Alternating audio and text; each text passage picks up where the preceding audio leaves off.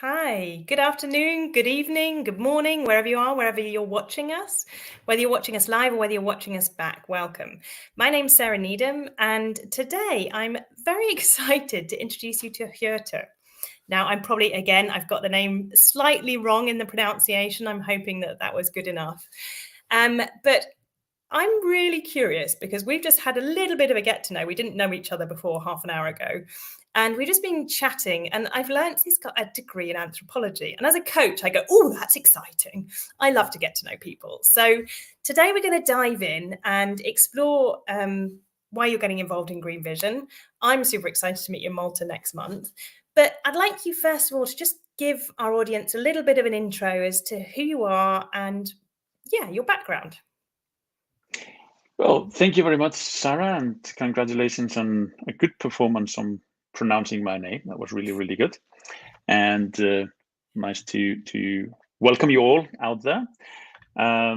So my background is maybe a little twisted. I started studying anthropology in Iceland, then I moved to Denmark to study political science, which went a little sideways. So I ended up studying in Lund University in Sweden, still lived in Copenhagen, where I studied peace negotiations, conflict resolution, and diplomacy. So I've always had a curious mind, and I always wanted a job where I could travel. And I started working in an ad agency in Iceland, where I did really, really well. Wanted then to get into some international work, UN or something like that, which I didn't succeed in, but worked with marketing, which developed into tourism marketing and working with tech startups, and then into destination branding or place branding. So working with places, cities, regions, countries on the reputation, figuring out what is their identity, what is the potential, what are the strengths, and how could we combine that together into a vision for the future, which is strong enough to bring in whatever talent we want, or companies or investment, etc.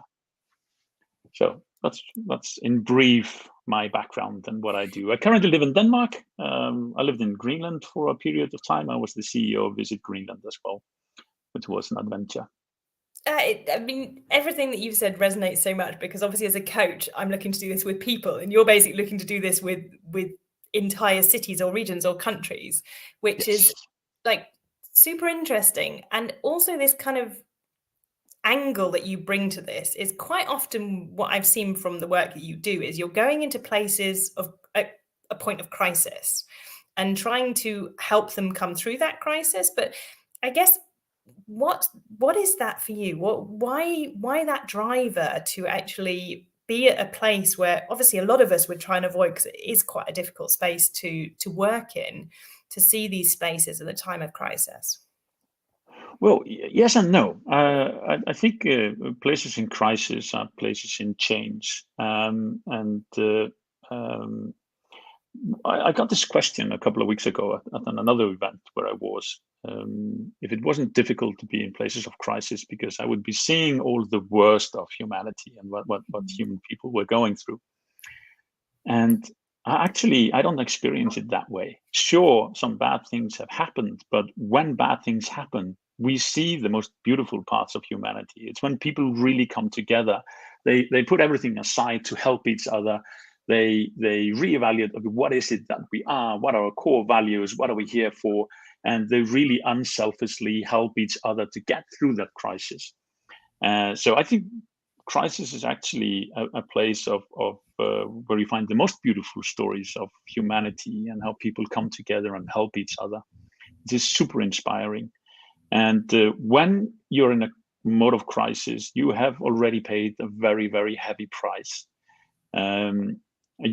Sometimes a price that you would otherwise never be willing to sacrifice. But when you need to rebuild, you have an opportunity to build in a different way than you had before. So I think it's also an important moment to pause and think about, do we really want to recreate exactly what we had before? Or is this an opportunity to rethink something and create something new, still based on the same values and culture that we have, but in an improved version in one way or the other? We see this often in revolutions, where people work with those visions. Usually they fail, or they need to have 3 revolutions before they succeed. But you have those moments where you rethink things and see a clear vision, but it always takes time to change the system. Yeah, it's super interesting because obviously I see this in coaching. Again, the parallels are really similar in that we don't make change from a place of comfort. We make change from a place of discomfort. And it is the biggest opportunity to redesign the bits that aren't working, that you were just kind of tolerating before, but they weren't necessarily supporting where you want to go and what you want to do. And I'd never really thought of it on this level, but obviously systemically, this is the space that you and I think, both believe that we need to go in terms of co-creating a very different future to where we are today. And obviously, we were having this discussion just before we came on that, how do we get that parallel between sitting with the discomfort of knowing how bad things are, but still having this optimism, which I hear comes through in everything that you talk about, as to how we create something better for the future. So you seem to sit quite well between these two worlds. Yeah, I think there's a lot of talk about trauma in society, and it's always in a negative way. And of course, a trauma is a negative event. But as you say, that's sometimes the event that forces us to reevaluate, to rethink things, to actually start executing on the change that we need, because otherwise you maybe stagnate. And I think, and we spoke a little bit about this before, but I think I am an optimist, obviously. And I have a lot of faith in people. And I think it partly comes from maybe my own background. So, yeah, my mother was a 17-year-old teenager when she had me, and she got into a bit of a trouble, and was arrested for smuggling drugs, and was in trouble. When I was about 6 or 7 years old, she made a decision to change her life, and she went into rehab, and she got education, and we moved to another place in the country. And it was, even though I was so small and so young, I really understand how profoundly it changed our lives. And I could see people who were in the same place as her at the same time, who then all of a sudden ended up in jail, or ended up dead, or had even killed someone, or all of those horror stories. And I started to think, wait, one decision changed the trajectory of my life for something that could have ended quite badly into something that actually ended up quite positively. And that gives me the faith and the hope for using events like that to make that change. How can we change the trajectory that either an individual is on or a society is on, and think of how we can take it into a more positive direction. And when you're in that state of crisis or state of trauma, that is the opportunity where you get people really to rethink and reevaluate. And it's the best opportunity, or the best moment, to think about how we can change into a more positive trajectory. And maybe we can transfer that into the crisis that we're all into at the moment, which is the climate change. Yeah. Something that has been, for us living in the Arctic, so me coming from Iceland, I've been watching climate change in front of my eyes for the last 25, 30 years, seeing the glaciers melt and some of them disappear completely. So for me, it's always been strange to hear people say that, no, climate change is not real, and it's just, what are you talking about? Come visit. There's a glacier that's a popular tourist destination in Iceland called Sólheimajökull. And about 20, 25 years ago, there was a parking lot created right next to the glacier. So you could just park the car and walk to the glacier. Now you have to walk 3 kilometers through a valley with a lagoon before you reach the glacier. And that lagoon, which is interesting to see, is just meltwater. And that valley was full with ice. And every year, I come there maybe every 3 years or something like that. And the walk through the glacier is always longer and longer every year. And now these effects of climate change are hitting everywhere in the world. We are seeing famine and droughts and bushfires and sudden hails and flooding and all those natural catastrophes at new levels. So the world is waking up and saying, okay, this is real. There's no denying that this is real. And all the evidence points to one direction. It's our cause. We cause this through our pollution. So it's also our mission to change that. And yeah, that's why I'm happy to participate in Green Vision. That's where we talk about change and the future and the possibilities and options and innovation and all the things that excite us instead of just the things that depress us. Maybe I made our audience a little depressed now, but let's hope not.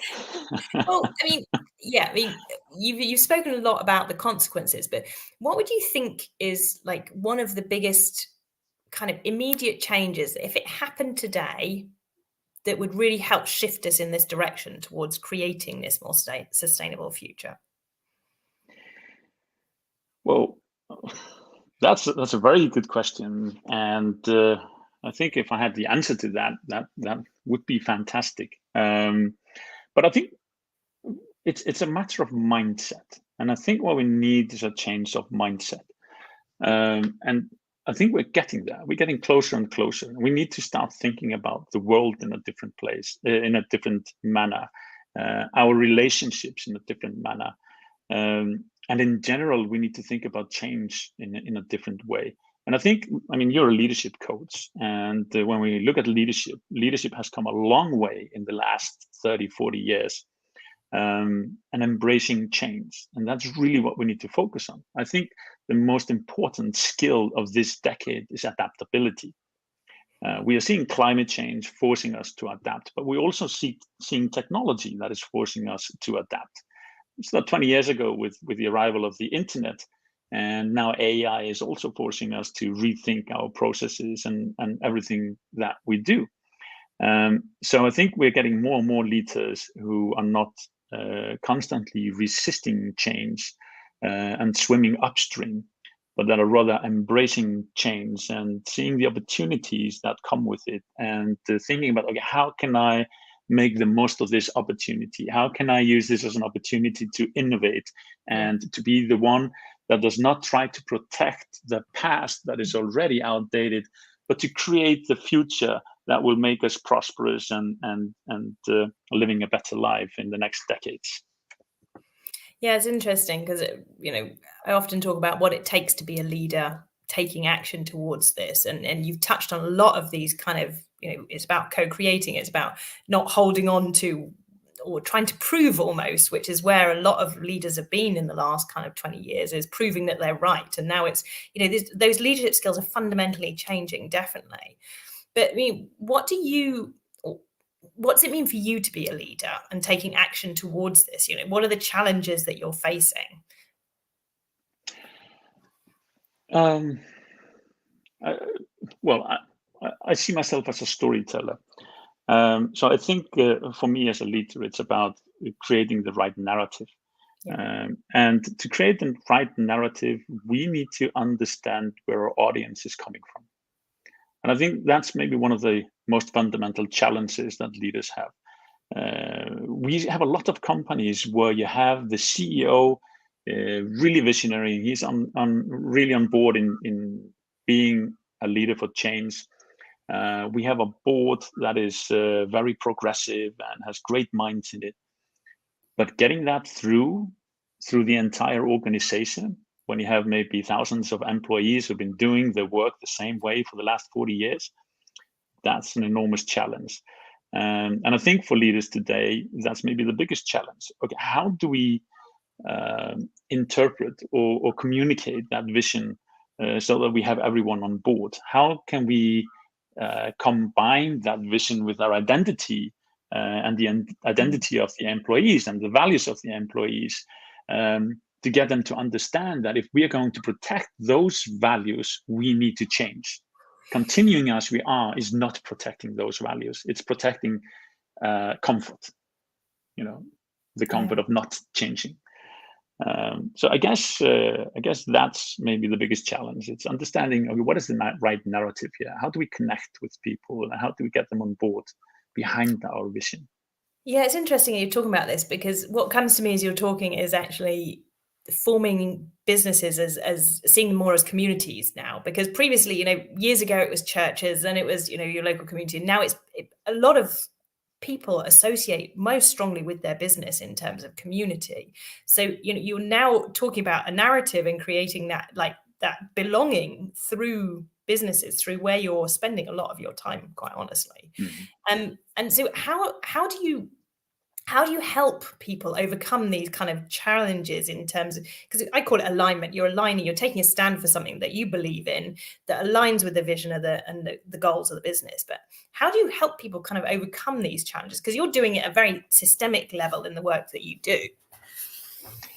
Well, that brings us back to my anthropological background. and what I was referring to, we need to understand where people are coming from that we're communicating to. So top-down communications doesn't really work. You mentioned co-creation, and I think that's definitely one of the ways forward. We need to include everyone. We need to have all the stakeholders on board, and we need to co-create that vision and co-create the plan of why we are behind that vision and how we're going to achieve the goals of that vision. I think that's the key. So it's through stakeholder involvement, through two-way communications, not one-way communication, but two-way communication is absolute key here. Okay, so what's one of those kind of, I guess, levers that need to be pulled to enable more people to engage in these kind of narratives, as you call it? Because we quite often feel like, or you quite often see, there are the people who get it, the people who feel like we understand what's going on, we don't have to solve it, but we're willing to be engaged in these kind of difficult conversations, versus a lot of people who are still kind of on the outside of that and not really knowing how to engage. What do you see? Well, I think that's twofold. First of all, is understanding the values, and then understanding how can we connect those values and help people understand that to protect those values, we need to change. And I think that's maybe the key ingredients in that process. It's funny, isn't it? It comes back to what you were just, or where we almost started the conversation about, this tension between, understanding where we are today and how difficult it all is, versus actually having the optimism that in humanity, that we can fundamentally create something different, but recognizing it as an opportunity to do something differently, to get a different answer, basically, to come out with a different position at the end of it. Yeah, and I think, I've worked with crowdsourcing and co-creation for quite some time. And one of the most inspiring cases is the moon landing. It's an obvious case that most people can relate to, even though, it happened before I was born. But just, JFK making a statement that before the end of the decade, we are going to put a man on the moon. Not because it's easy, but because it's hard. Yeah. And it's super inspiring. And over 300,000 people were involved in that process in one way or the other. And it was a success. A man walked on the moon in 1969, something that's absolutely impossible. And it's now more than 50 years since the last time it happened. But it just shows that when we really put our minds together and we focus on a common goal and a common vision, I don't think there's anything we cannot do. And when we look at all the innovation that's happening, and I've worked as a mentor for startups, and so I try to follow technological development. And when I do that, I become very inspired. When I see the ideas that young people have, I see the companies and what they're developing, and even big organizations and corporations, many of them have also taken super important steps in developing something new. One of my recent clients was a company in Finland called Neste, an old oil company, 75-year-old oil company. And I never thought I'd work for an oil company. It's just, goes against my principles in many ways. But this one, in 2015, they decided to remove oil from their name. They decided to phase out all fossil fuels and focus only on sustainable fuels. And they are now the leading producer of sustainable aviation fuel, which can cut down the fossil fuel emissions by 80%. and that's actually in the market right now. And I think it's a fantastic example of relatively large corporations. They have between 6,000 and 7,000 employees that is doing the change and walking the talk. And it's very inspiring to see. And when we look at all the options, we realize that our challenge is not having solutions. We actually have all the solutions we need. The challenge is making the decision to change. The challenge is being willing to make the sacrifices that are needed to change. It's to understand that, sure, there may be sacrifices, but the cost is not necessarily as high as we believe it is. Very often, it's actually very profitable. It's not a cost, it's a profit to do those changes. But it does take work, and it does take a new vision, and there is a lot of resistance in the system because there's a lot of investment that needs to be earned back. And that's maybe the biggest challenge. How do we get around all that resistance that is naturally in the complex systems that we've built in our modern societies? Yeah, it's always getting under the beliefs of some of the stuff that drives it, like you say, the values and the beliefs behind what's actually created to where we are today. Because a lot of people still believe fundamentally that we've done well to get to where we are today, and we have at a cost. And now it's trying to rebalance that, isn't it? It's trying to understand how to create a new version of what profitability is, what the opportunity is that lays behind it. Because I totally agree that I kind of talk about the same from a technological angle. Is we've got all the technology, or we can develop all the technology that we need to be able to solve all this stuff. We really need to put humanity back at the heart of it to ensure that we're creating solutions that work for everybody. And I totally agree that there's a massive business opportunity behind this, but it's around understanding what that is and what that new normal looks like. So that, because as humans, we find discomfort difficult. And so we've got to help people through their discomfort. And again, I think it comes back to the narrative you were talking about earlier. So when we look at that, what's your intention with getting involved in Green Vision? Why Green Vision for you? Because I know why I'm involved and I'm excited about it, but I want to hear from you. What is it? Yeah, well, first of all, let's before we go there, I want to comment on what you were saying about change and discomfort, because I think I'm born in 1975, which means that at the end of the Cold War, I was 15, 16, starting high school. And then go into political science. And what I'm studying in political science is Fukuyama and the end of history.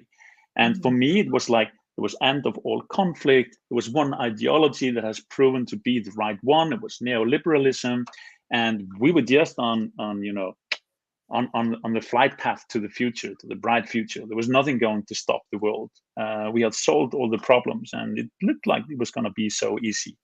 Now, that's the same generation that's in charge now. People 45 to 60, something like that.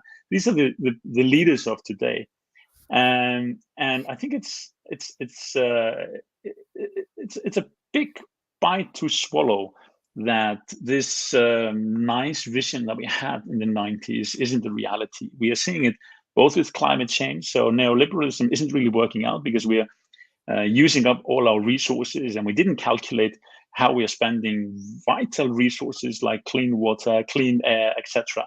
That was never part of the equation. And then, of course, we're also seeing the world becoming more and more hostile today, which is also quite worrying. And that's also why I love events like Green Vision, because you have a very impressive lineup of speakers. And it's here that we really can meet the change makers, the visionaries, the people who are seeing the future, who are seeing the opportunities, and that can inspire us and enlighten us on how we can change and what we can do to really navigate this chaos that we all of a sudden are finding ourselves in. And maybe my generation didn't expect to be in at any point, because life was supposed to be so easy for us. Yeah, totally. Okay, so what is it specifically that you want to get out of this summit? You said inspiration, you said kind of hearing other people's ideas, and obviously I can hear curiosity as a driver for you. So you're curious as to what's going to come out, and when you put a variety of different people in the room together. But what's different? Well, I think network is always an important part of the equation, and looking at who will be there and who you're attracting, both in terms of companies that are showcasing and people that are on stage, and the conversations that are going to be had on the panels. And I know there's a lot of names on the website already, and I know there's a lot of names that haven't been announced yet. Some of them I know, some of them I don't know. So I think while there's a lot of information we can get online, there's nothing like meeting people in person and seeing them face to face and having a chat with them, hearing them out and connecting with other like-minded people, share experiences, share solutions, seeing how others are solving the problems that are supposed to be insolvable. But there's always someone who has found a way around it. And that's invaluable. That the value of that network and that knowledge sharing is invaluable. Interesting. It kind of reminds me of what you were saying earlier, how one moment can be so pivotal. And just before we go online, I was talking about the moment where I got a phone call to say that I've got, a baby in the hospital because my kids are adopted, and how that changed fundamentally everything for me on that day. And that was an external kind of input coming into my life. But actually, you never know where these conversations, where these collaborations, where these co-creations can take us. And actually what the crisis almost that unleashes those moments can actually bring to enabling that next wave of transformation. And why we're bringing together obviously Middle East and Africa and Europe, because we see this fusion needs to happen. And quite often what I see is, specifically in the work I do, is there are a lot of silos. And until we start bringing and merging and actually finding ways to almost collide these silos together in a very creative way, then ideas stay in silos. It's a bit like, how many ideas are sat in a university in a drawer somewhere, and you kind of look at it, how does this happen? How can we not take the value out of this? And so that's what I kind of always, when you were talking, that's what came out to me, is it's kind of comes back to this one moment, doesn't it? Absolutely. And when you hit those moments, it's pure magic. And I lived in Iceland during the economic collapse of 2008. And in Iceland, it was severely bad. All the banks went bankrupt. And I was hired, along with two others, to set up a sort of a co-working space. So we got a fish factory down by the harbor, opened it up to anyone who wanted to come. Either if you had an idea that you wanted to realize, you could come and pitch that idea, or if you had some skills that could be useful for some of those ideas. And we would often get people that had an idea for 10 years, something they wanted to do but never really had time to do. Now they just lost their job. They still had some money. And so it was an opportunity to execute that. And putting them together in a meeting with people that had the right skills, the right network or knowledge, and you would see how that idea that had stagnated in a drawer for 5 or 8 years all of a sudden came to life and became something. And in just 2 years' time, over 60 companies were created there, over 200 jobs were created, and it was magical to witness. And I think, although this is a different format, but some of the same things happen. You get those magical moments, both light bulb moments when you're listening to someone who brings in a new perspective and challenges your ideas and assumptions, and the networks and connections you create with other people.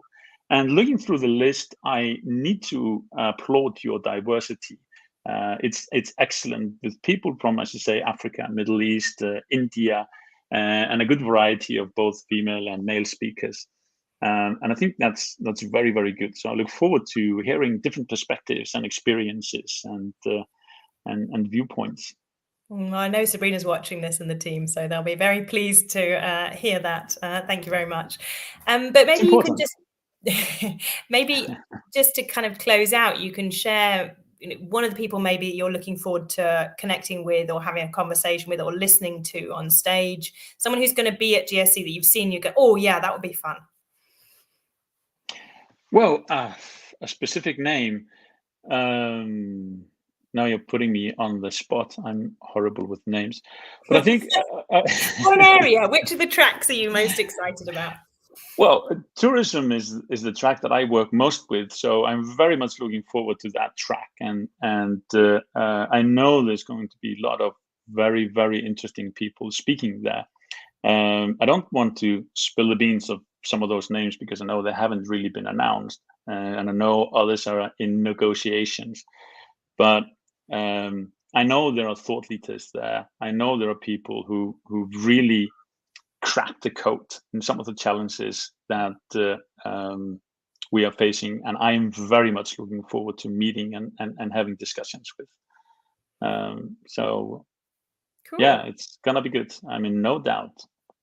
Thank you very much. Thank you very much for sharing your time with us this afternoon. That's it's been fun. I don't think I've, I always know when I've had fun because my cheeks hurt because I've smiled too much. So thank you. That's good. That's good. I'm looking forward to meeting you in person next month. And yeah, Likewise, Sarah. It's been a pleasure to be here, afternoon. and I'm very much looking forward to the event. Thank you very much. Take care of yourself, and I'll see you next month. Bye for now. Bye-bye.